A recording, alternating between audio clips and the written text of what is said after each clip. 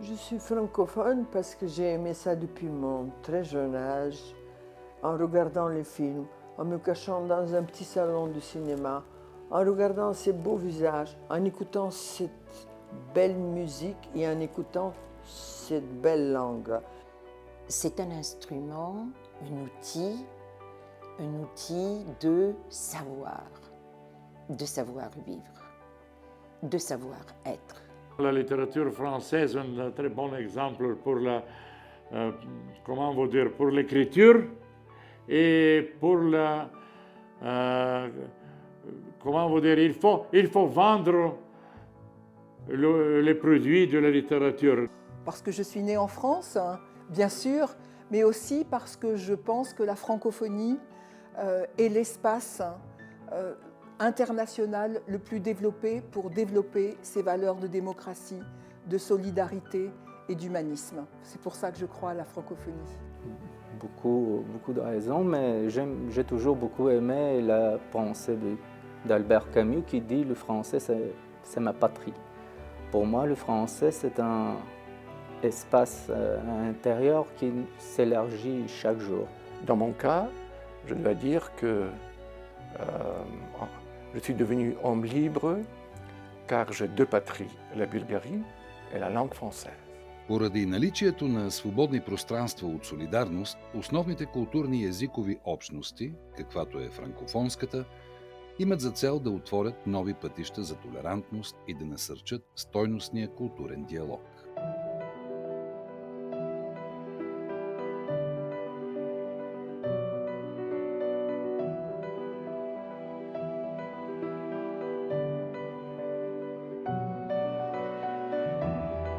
Българите и света. Темата винаги е била противоречива. Ако държим твърде много на народните порядки, сме националисти. Ако започнем да гледаме на Запад, се превръщаме в чуждопоклонници. Тези две крайни тези досега изолираха обмяната на ценности в културен, образователен и политически план. По този въпрос българското възраждане отново се оказва по-напредничаво от съвремието. Още преди възстановяването на държавата имаме много примери на писатели, художници, учители, като цяло интелектуалци, които носят и прокарват европейско влияние. Сред тях са Найден Геров, Георги Раковски, Стоян Михайловски, франкофони. Решението за присъединяване на България към франкофонията беше взето от президента Желев още в началото на неговия първи мандат като президент. В този момент България имаше нужда от да излезе от изолацията, в която се намираше международно по време на комунизма. И франкофонията се оказа една такава врата, през която България премина. Никой не знаеше коя е столица на България, дори къде се намира. И беше изключителна важност да стане колкото се може по-бързо член на колкото се може повече различни международни големи организации, европейски, световни. Разбира се, предисторията е, че, знаете, той беше част от закуската с български дисиденти, която организира френския президент Франсуа Митеран още преди падането на комунизма и която предизвика много интерес, беше силно насърчение за тогавашната българска опозиция. Много важен човек, освен посланик Рюмелярд, в присъединяването на България към франкофонията, изобщо за организацията на закуската на Митеран с българските дисиденти, беше тогавашния млад дипломат в френското посолство Ив Манвил. Alors moi, j'ai organisé le petit déjeuner. Alors moi, j'étais à l'ambassade à ce moment-là. J'étais à l'ambassade de France. Hein. Donc, effectivement, j'ai participé à cette visite, donc notamment à cette rencontre avec les intellectuels. Той понякога се преобличаше и идваше, да кажем, на протестите, защото той нямаше право, нали, като дипломат да присъства на протести. Беше изключително ден, изключително ентусиазиран. Donc, j'ai eu la chance de vivre des processus politiques intenses, la fin du régime Živkov, la transition démocratique, les grands débats de la conférence nationale pour cette transition démocratique. Et puis j'ai vu aussi les premières élections parlementaires libres, les premières élections présidentielles. Voilà, donc j'ai vu beaucoup d'événements politiques très importants. Толкова много е помогнал на България, че според мен е време да го отличим. Другият човек е Соня Кюршан Минг, която отговаряше дълги години за Централна и Източна Европа в тогава управляващата Френска социалистическа партия, но подкрепеше СДС, но подкрепеше българската демокрация, подкрепеше доктор Желев и има огромни заслуги и за българската демокрация, и за присъединяването на България към франкофонията. Закуската във френското посолство през януари 1989 година остава в националното съзнание като своеобразно кръщене на българската опозиция и символ на предстоящите промени. Je crois que dans l'ambassade, c'est un souvenir qui est extrêmement vivant, dont nous sommes très fiers.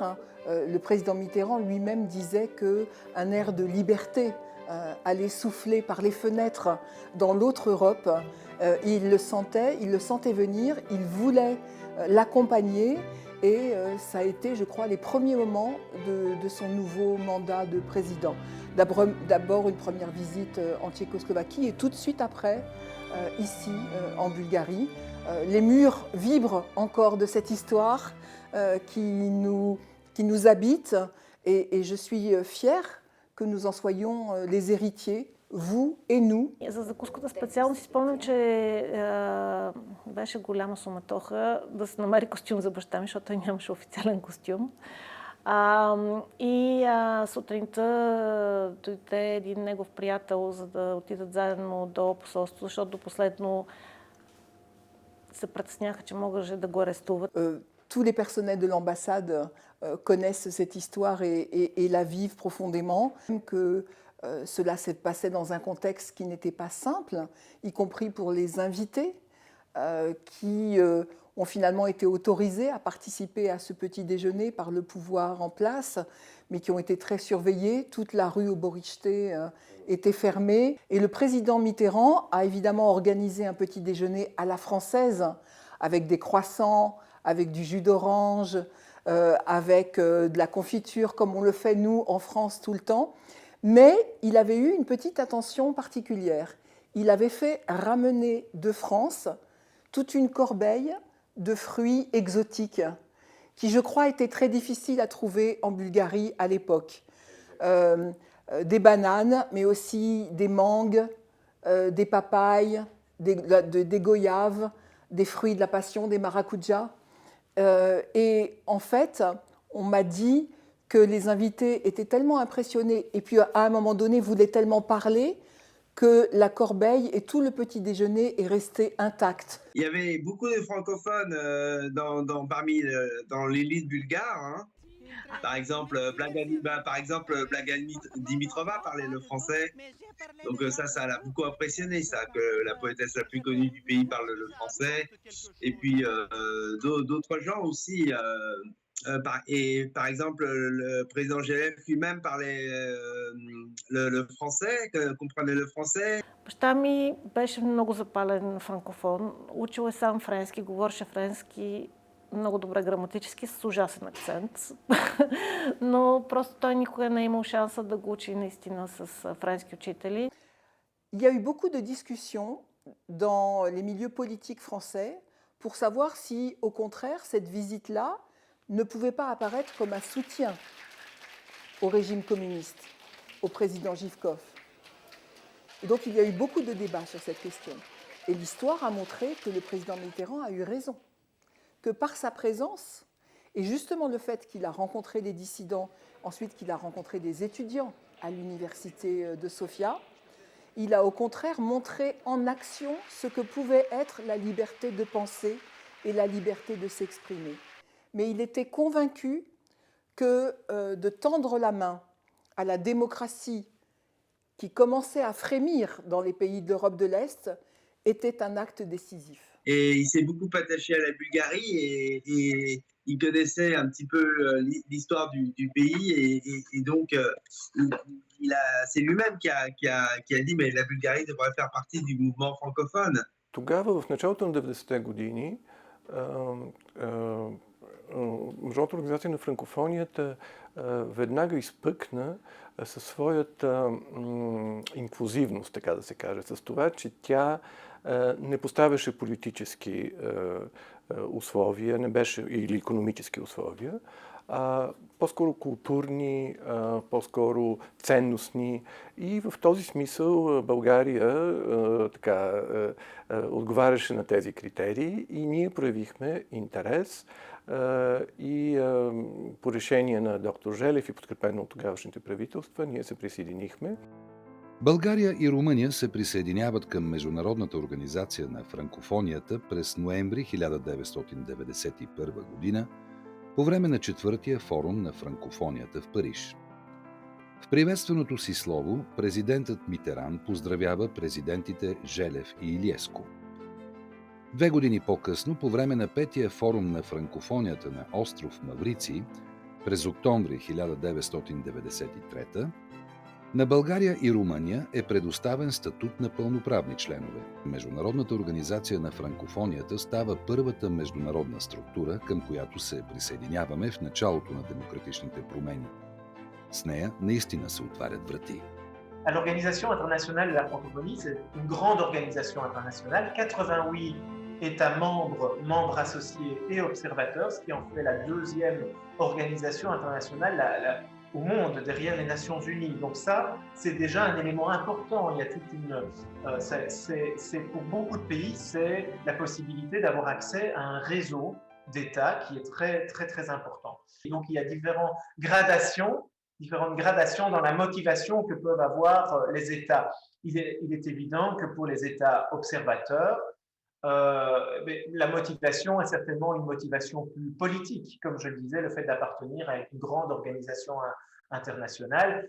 1993 година, когато станахме вече постоянни члени, Жельо Желев подписа на остров Мавриций, аз бях в Париж, избрана. Просто се явих тук на един конкурс, има едно такова предаване за франкофонски държави, те го наричат французите, на които те споделят френски език като обща.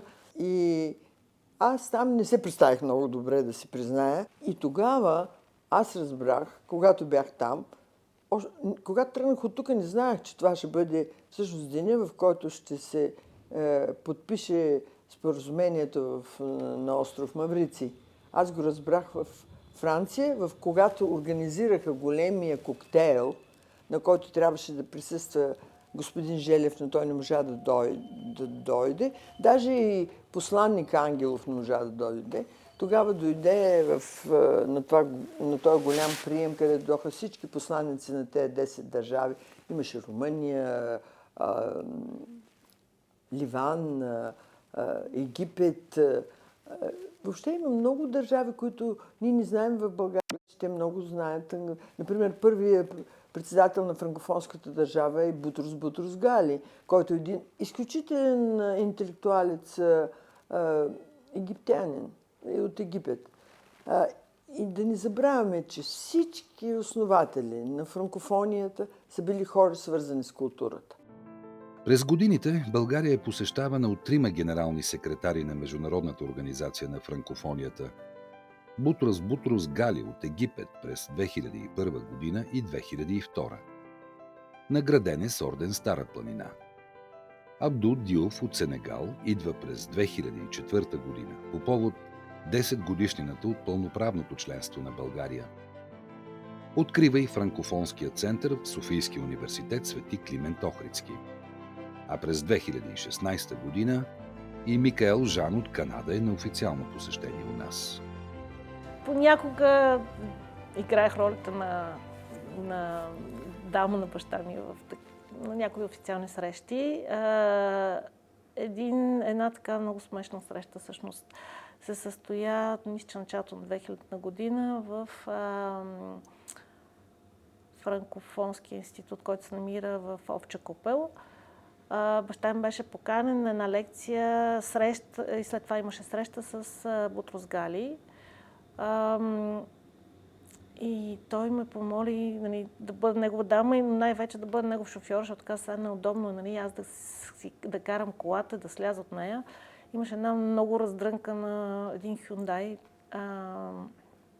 Аз току-що бях завършила шофьорски курсове, въобще изпитвах ужас така, не бях много уверена в себе си. Той каза, не се притеснявай, аз ще бъда до теб, нали, ще отидем там, ще паркираш, сега нощ, нали, си ми шофьор. Както и да е, отиваме ние горе някак си стигаме, баща ми слиза, здрави се и така. Така оставих колата на средата на паркинга и казах, моля ви се паркирайте, защото аз наистина не знах как се паркира. Много се преснях да наблъсна някои от тия лъскави автомобили, които бяха паркирани наоколо. Écoutez, il y a beaucoup de choses qui distinguent l'OIF d'autres organisations internationales. C'est d'abord une organisation, bien entendu, qui est basée sur le partage d'une langue. Donc ça, c'est évidemment le premier élément qui distingue l'Organisation internationale de la francophonie. Un autre élément qui la distingue, c'est qu'elle trouve son origine dans une démarche faite par des pays du Sud. Donc ce qu'il faut savoir, c'est que l'Organisation internationale de la francophonie a été créée il y a 5 ans, un peu plus de 50 ans. L'ancêtre de l'OIF a été créé en 1970, en 1970, comme on dit chez moi en Belgique. Et donc, je voudrais les citer, on les appelle les 4 pères fondateurs.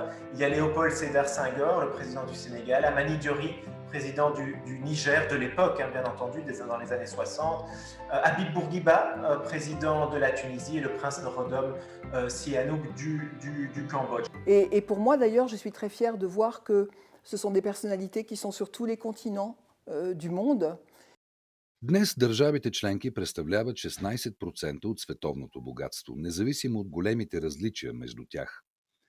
Например, Люксембург, която е 116 пъти по-малко населена от Демократична република Конго, има 3 пъти по-голям брутен вътрешен продукт. Канада и Франция са част от Г7, докато над 20 от членовете на организацията са сред най-слабо развитите страни.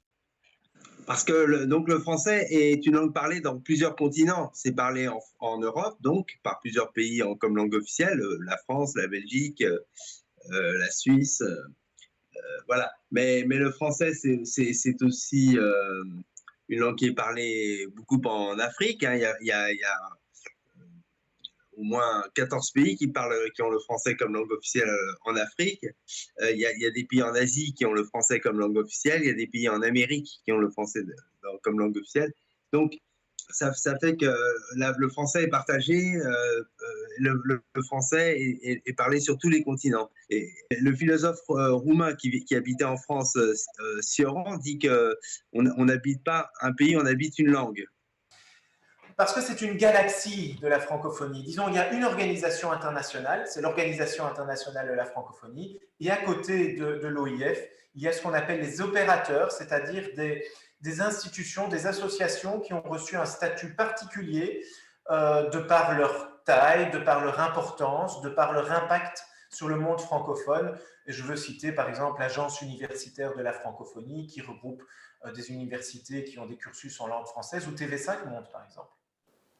Вече 60 години това е най-голямата асоциация на университети в света. Към този момент имаме над 1000 члена в целия свят. Специално в нашия регион на Централна и Източна Европа имаме над 150 университета, които са членове, а за България нашите членове са 10 от най-големите български университети. Разбира се, Софийският университет, който така гостоприемно е приютил нашето национално бюро. Намираме се във франкофонския център на университета. Един център, който пое своя път на 7 април 2004 година. Точно тогава тогавашния генерален секретар на Международната организация на франкофонията, Абдо Дiouf, преряза лентата и франкофонският център на университета пое своя път за своята кауза – франкофонската. Международната организация на франкофонията и Университетската агенция работят заедно по програми да обучават преподаватели от разстояние и усъвършенстване на дипломати. Разчита се и на Франкофонския регионален център за Централна и Източна Европа. Една от основните ценности на франкофонията е многообразието и многоезичието, но ако сравним френският и английският, неочевидно е, че английският е водещият чуждестранен език и е след втората половина на 20 век измества френския като език на международните отношения. Qui est l'établissement spécialisé de la francophonie pour l'administration et le management. C'est un institut de formation qui dépend de l'agence universitaire de la francophonie et qui délivre des diplômes de master qui sont d'universités françaises et belges. Alors pour les étudiants de l'ESFAM, le recrutement est ouvert à tous les étudiants francophones du monde.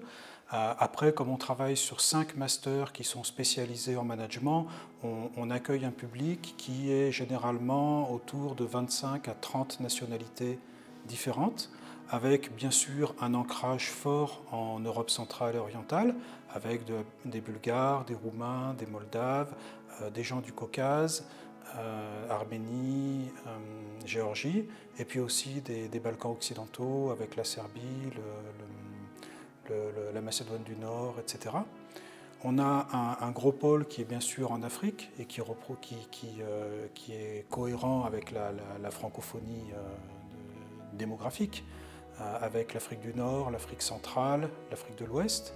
Les étudiants qui sont ici sont inscrits à l'Université de Nantes, à l'Université de la Sorbonne, mais font les études ici. Donc on communique aussi via leur plateforme des universités partenaires. De pouvoir prétendre à des postes stratégiques dans le domaine managérial, bon, ils sont nombreux. Vous savez, quand vous faites management et administration des entreprises, vous avez une pluralité d'emplois qui s'offrent à vous, notamment dans les secteurs stratégiques. Ça peut être du marketing, des ressources humaines, du contrôle de gestion, de la compliance, pourquoi pas. En fait, la formation nous prédispose à avoir une vision transversale des fonctions de l'entreprise. Et pour mon cas particulier, moi je me destine au métier de business developer. J'ai choisi Sofia plus particulièrement tout d'abord par rapport à l'ESFAM, c'est-à-dire à la diversité culturelle que propose l'ESFAM.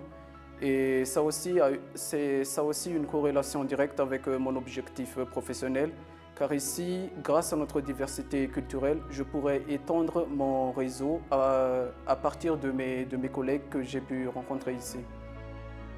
Малко известен факт е, че Международната организация на франкофонията подпомага Министерствата на образованието в страните от Централна и Източна Европа. Le Centre régional francophone pour l'Europe centrale et orientale, basé ici à Sofia, et qui est un organisme qui dépend de l'OIF, l'Organisation internationale de la francophonie. Oui, et quant à nous, on s'adresse aux enseignants de et en français, c'est-à-dire les enseignants qui enseignent le français, mais aussi les enseignants qui enseignent en français, des disciplines comme les mathématiques ou les sciences physiques. Et on s'adresse à une communauté régionale des pays membres de plein droit de la région, c'est-à-dire l'Albanie, l'Arménie, la Macédoine du Nord, la Bulgarie bien sûr qui nous accueille, la République de Moldavie et la Roumanie, et le Kosovo qui va nous rejoindre en 2022. Tout cela représente une communauté de 10 000 professeurs de français environ dans la région qui enseignent le français ou en français à une communauté d'élèves d'à peu près 1,5 million d'élèves. Aujourd'hui, avec des formations en ligne ou en présentiel, on touche à peu près 3000 enseignants par an. La jeunesse est l'avenir de la francophonie. Je dis souvent que si nous n'avons pas la jeunesse avec nous, en une génération, on pourrait quasiment arrêter de parler le français dans la région. Et donc, il y avait, il y a quelques années, un slogan, c'était pour la Journée internationale de la francophonie 2012, on disait, le slogan c'était « Le français est une chance ». Moi, j'ai envie de dire aux jeunes aujourd'hui, saisissez cette chance parce que le français, c'est une grande langue internationale, c'est la deuxième langue apprise dans le monde derrière l'anglais, c'est une des 2 langues de travail du secrétariat des Nations Unies, une des 2 principales langues de travail de l'Union européenne. La langue française ouvre donne beaucoup de possibilités partout dans le monde. J'ai aucun peur de trouver le travail après ce master. Je pense qu'on n'est pas seulement limité à trouver l'emploi en France ou dans les pays francophones, mais cette langue les réseaux francophones donnent vraiment la possibilité de chercher partout. C'est une langue qui est dans mon cœur, dans mon âme, donc je pense qu'elle m'a déjà ouvert beaucoup de portes. Et qui sait, un jour, j'aurai la chance d'immigrer dans la partie francophone au Canada. По отношение на броя на франкофоните, Международната организация на франкофоните през 2018, последното изследване, което поне на мен ми е известно, е проведено тогава и броят им е над 300 милиона са хората, които говорят френски по света. Така, моя баща винаги тази любов към френски език, към френската култура, по някакъв начин ми е предал и на мен. Още като бях малка, си спомням, че беше купил един такъв буквар с картинки и учихме различни думи. След това, спомням си с какво вълнение очаквахме да намерим списание ПИВ, сигурно вие си спомняте, детското списание на Френската комунистическа партия. Благодарение на това то стигаше до България, но с страшни връзки, а пък да имаш ПИВ с играчка, това беше все едно, че си спечелил билет от лотарията. Dis-moi quelle langue tu parles, je te dirai qui tu es, qu'on attribue à Tchekhov en Russie par exemple. Et donc ça, justement, les personnes qui ont fait le choix du français, encore une fois, c'est quand on est bulgare ou roumain, ce n'est pas une obligation d'apprendre le français. Nous sommes tous les deux des Français natifs, donc nous n'avons pas eu le choix, entre guillemets, de la langue que l'on parle en premier. В Париж, само на няколко метра от българското посолство, се намира Международната организация на франкофонията, символ на демократичната история в България. Подстъп към европейското членство на страната. Когато Франция трябва да вземе окончателното решение дали България и Румъния да се присъединят към Европейския съюз, и Франция има определени колебания, за нея разширяването не е, може би, големия приоритет. Но това, което и Ширак трябва да вземе, президентът Ширак трябва да вземе решението. И тогава неговите съветници му казват: господин президент, България и Румъния са членове на франкофония. Той казва: тогава за какво говори? Да стават членове на Европейския съюз. La francophonie, c'est le fait que la France, c'est pas seulement la France c'est aussi une projection culturelle, une projection d'image, mais c'est une projection d'image qui lui revient ensuite en retour, vous voyez. Et vous voyez comment la France a beaucoup changé ces derniers temps, parce qu'il y a beaucoup de présence. Vous voyez, si vous regardez, il y a une chose qui me frappe. Regardez la publicité en France, vous regardez la publicité. Dans cette publicité, de plus en plus, ce que vous voyez comme français, c'est un peu comme l'équipe de football. Vous voyez des gens qui ont des noms africains, des noms arabes, des mélanges. Prenons l'exemple de Zinedine Zidane, par exemple. Alors, les personnalités préférées des Français en ce moment, c'était Zinedine Zidane, et maintenant c'est Mbappé. Et 34% des mariages de Français, c'était avec des étrangers. Vous vous rendez compte? Стефан Баке, един блестящ литературен критик, професор в Екс-ен-Прованс. Той е женен за една пловдивчанка, пловдивски зете. И много интересно, като дойде тук, винаги се виждаме. И той ми говори на български, аз му говоря на френски. Той говори вече български добре. И много французи говорят вече български. Казвам ви го, това тия смесени бракове, така е и така трябва да бъде. Mon fils s'appelle Lincoln Stéphane. Stéphane écrit à la bulgare, S-T-E-F-A-N. C'est tout à fait vrai, c'est en souvenir de notre grande amitié avec Stéphane Tafroff, oui c'est vrai. J'ai beaucoup de souvenirs, ce serait difficile de dire lesquels. J'ai beaucoup de souvenirs de personnes, beaucoup de souvenirs d'événements, mais aussi beaucoup de souvenirs de paysages. J'étais très frappé par la beauté des paysages de Bulgarie, par la beauté des campagnes, la beauté des villes aussi, Sofia, Plovdiv, Veliko Tarnovo, par exemple. Je me rappelle très bien de Veliko Tarnovo, ça m'avait beaucoup frappé. Ou aussi Belogradchik, Silistra. Il y avait beaucoup le Danube, évidemment. Il y avait beaucoup j'ai beaucoup d'images du pays, d'images du paysage, d'images des villes. Voilà. Donc j'ai toutes sortes de mémoires.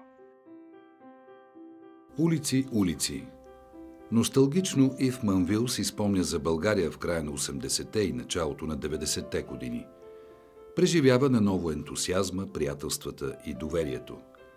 Връща се към стремежите за нещо по-голямо, по-красиво, по-добро. Какво ще остане в спомените на студентите от така наречения Дом на франкофонията в квартал Овча купел? Двете учебни институции се намират около две тематично кръстени улици. Едната е Леополд Седар Сенгор, президент на Сенегал. Другата е улица Франкофония. Тя все още е недовършена, а когато вали, става кална. Ако днес улицата представлява една табела, вярваме, не е невъзможно, в бъдеще тук да има цял франкофонски квартал, а защо не международен университетски кампус за студентите франкофони от цял свят. Възползвали ли сме се напълно от нашето членство в първата международна организация, която ни приема? Помним ли смисъла или само протоколно сме дали име на една улица? Да си франкофон не означава само да говориш френски, да пътуваш до Париж и да се допреш до елитната дипломация. Това е дълъг път на общ език и споделени ценности, който изграждаме заедно.